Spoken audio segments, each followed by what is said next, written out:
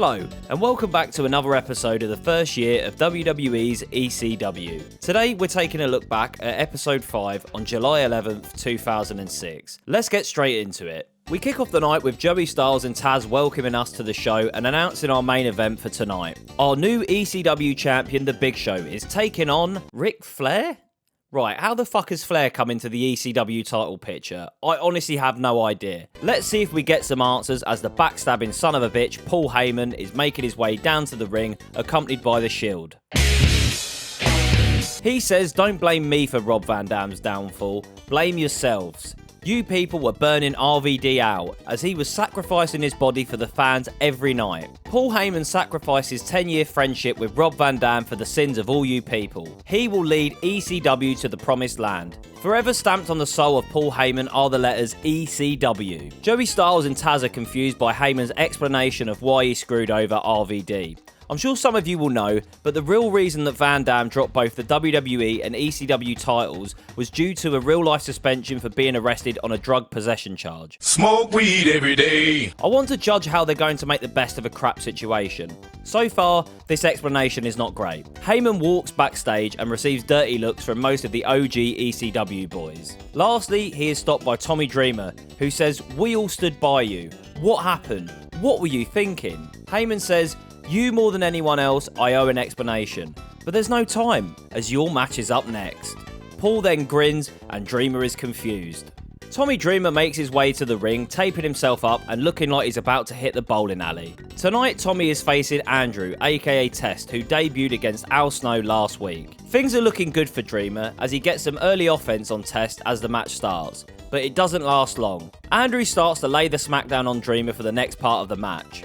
At one point, Dreamer starts to mount a comeback and hits a pair of neck breakers on Test before ripping off the Dad at a Barbecue shirt to reveal his ECW tee. Dreamer looks for the DDT, but Test counters and hits a full Nelson slam. The big guy then goes up to the top rope to try and hit an elbow drop, but Dreamer evades. Tommy tries to hit a Dreamer driver, but Andrew manages to hold onto the ropes. He then rolls Dreamer up for the pin and uses the ropes for leverage to get the win. I actually liked what they did here. I was worried they were going to make Tommy look like a total chump and have Test beat the piss out of him, but Tommy held his own in the match and Andrew only won because of crafty tactics.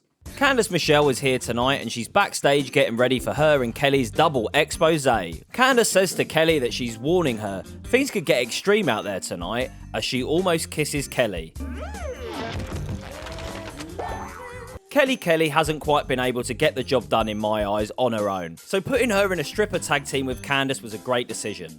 I've also got a boner. Joey Styles informs us that we're now heading over to Ariel, the big titty goth tarot card reader. That's not her official title, by the way. She says, "What does the future hold? The future holds blood." Kevin Thorn appears behind her and spits blood into the camera. I don't believe it, boys. This is the first week that Kevin Thorn hasn't been hanging around outside the venue. Things are starting to change. Ring announcer Justin Roberts introduces the tag team of my dreams, Kelly and Monday Night Raw's Candice Michelle. The girls start to get sexy. Let's get sexy. This is just what Kelly has been missing. She desperately needed a tag team partner. Candice is a natural and is bringing out the best in Kelly. Just as things are getting tasty, the Sandow-looking bastard Mike Knox comes out and ruins it again. Knox is trying to lead Kelly backstage when she refuses, and then Sandman appears. He proceeds to beat the shit out of Mike Knox with the kendo stick before knocking him off the stripper stage. Nice work, Sandman. Now let's get the girls back out here. I was enjoying that. CM Punk is backstage and he tells us his tattoos are not decorations, they're declarations. Every tattoo I have tells a story about who I am. Drug-free. Honour. A war against the system. Fair enough. What's the Pepsi one mean, bruv? I am a disciplined athlete, craving to compete with the very best. I am CM Punk. Not me, him. He's CM Punk. For our next contest, Sabu makes his way down to the ring.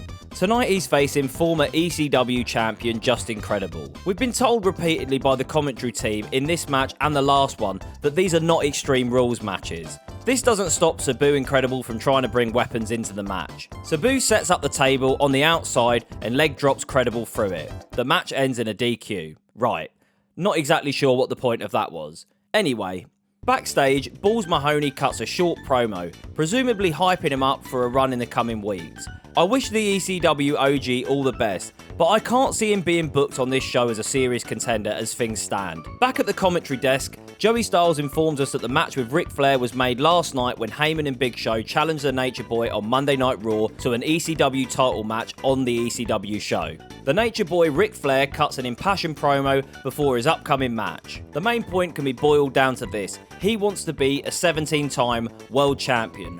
Woo! Before the main event starts, a man that looks like a core I created in one of the old SmackDown games when I was 8 years old appears on screen. The text at the bottom of the screen reads, "Shannon Moore is coming to ECW." I'll go out on a limb here and say that just like Balls Mahoney, another 10 episodes deep, and both of these will be doing fuck all. Let's see if I'm wrong. Main event time. Ric Flair gets a warm welcome from the ECW crowd. Then our ECW champion, Big Show, makes his way down to the squared circle. Before the match starts, the ref pats down both wrestlers, which seems really stupid considering its extreme rules and any weapon counts. I'm not expecting much from this match at all. We've got a snail-paced 500-pounder and an aging legend that is also slowed down considerably. Let's see what happens, you never know. Early on in the match, a fan shouts, "This is very ECW," which cracked me up to be fair. The Big Show hits Flair with some headbutts and the Nature Boy is cut open. Big Show absolutely dominates Flair for the majority of the match, with Rick having little to no offense. Until the dirtiest player in the game hits Show with 2 uppercuts of the Gingangoolies, which stops the 7-foot giant in his tracks. Flair then goes a step further and boots Big Show in the bollocks twice. Go on, Rick. Flair gets out the barbed wire baseball bat and goes to town on the Big Show. Paul White is now cut open. Nature Boy hits the Big Show with more weapons, then eventually the giant falls down. Flair goes for the pin, but gets launched off by Show at 2. Rick decides it's time for thumbtacks as he empties them around on the canvas. Flair hits Show with 3 chair shots to the head and finally falls down on the last one into the tacks. Big Show gets up pretty quickly though, and now he's super pissed. He chokeslams Flair. Then he hits the Cobra Clutch backbreaker and keeps hold of the submission for the ref to ring the bell when Flair is out cold. The Big Show won and we finally got a name for Show's new move. After the match, Big Show throws Flair into the thumbtacks and then walks backstage. Flair is then helped back to the locker room by officials and medical staff as the woo chants echo throughout the arena. That was a really decent show.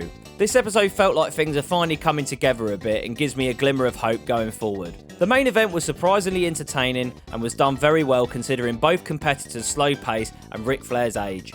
I think something that this showed me is how much of a legend Flair is that he can make a match work at such a slow pace. I feel like if it wasn't him and somebody else who was equally slower in the ring, the match would be boring. I'm going to give the July 11th, 2006 edition of ECW a solid 3.5 out of 5 stars. Thanks again for watching, and I'll see you in the next one.